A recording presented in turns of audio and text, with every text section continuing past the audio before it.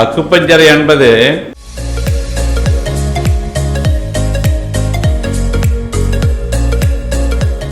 உடம்புல மின்காந்த சக்தி ஓட்டம் அப்படின்னு நம்ம இயற்கையாகவே நரம்பு மண்டலங்கள் இருக்கிறாங்க.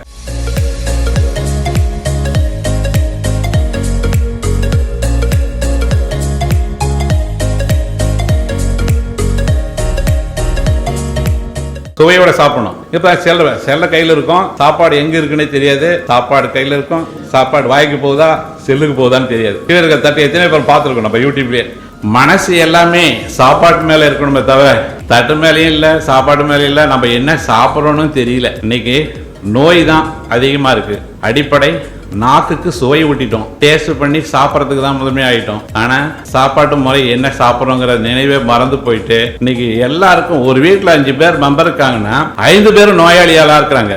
ஏதாவது ஒரு நோய், அது தலைவலியாக இருக்கலாம், சுகராக இருக்கலாம், இல்லை பெண்களாக இருந்தால் பிசிஓடியாக இருக்கலாம், இல்லைன்னா தைராய்டாக இருக்கலாம், மூட்டு வலியாக இருக்கலாம்.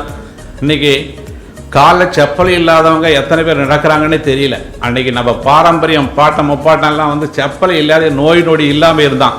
ஆனால் இன்னைக்கு எல்லாருக்கும் செப்பல், நல்ல சூப்பரான செப்பல், கலராக இருக்கும், மாடர்னாக இருக்கும், ஹைகீல்ஸாக இருக்கும், செப்பல் போட்டுட்டு. ஏன் காலை பற்றி பேசணும் அப்படின்னா, நம்ம உடம்புல இருக்கிற அக்கு ப்ரெஷரே காலில் தான் இருக்குது. பாதங்களில் எல்லா ஆக்டிவிட்டிஸ், கல் முள் எது கொத்தினாலும் அன்னைக்கு ஏற்றுக்குச்சு.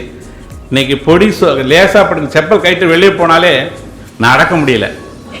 ஏன்னா காலில் குத்துது, வலிக்குது. உப்பு இன்னைக்கு முதன்மையான பொருளாகிடுச்சு. எல்லாம் சால்ட்டு, கல் உப்பை பயன்படுத்துங்க. ஏன்னா நம்ம உடம்புல இருக்கிற ஒரு நாளைக்கு எத்தனை கிராம் நமக்கு உப்பு டைம் இருக்குது, எண்ணெய் இவ்வளோதான் அளவுன்னு இருக்குது.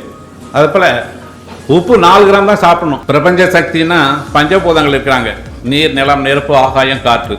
இதை வைத்து தான் ஒரு ஆர்கான்ஸுக்கும் நம்மளுக்கு உடம்பு இயங்குது. நம்ம மொத்தம் 12 ராஜ உறுப்புகள் இருக்கிறாங்க. ஒரு உறுப்புக்கும் ஒரு செயல்திறன் மாறும். அக்குபஞ்சர் வந்து நல்ல மருத்துவம், மருந்து இல்லா மருத்துவம், அதுக்கு பெயர் ஆல்டர்னேட்டிவ் மெடிசன், மாற்று முறை மருந்து. அதுக்கு மருந்து மாத்திரையெல்லாம் தேவை இருக்காது. சாதாரண அக்கு ப்ரெஷர் நீடில், அக்கு நீடில். அதே போல் அந்த எந்த டிசீஸ் இருந்தாலும் குணப்படுத்தும். அக்யூட்டாக இருக்கட்டும், கிரானிக்காக இருக்கட்டும், எந்த நோயாக இருந்தாலும் பரவாயில்ல, ஆனால் குணப்படுத்த முடியும்.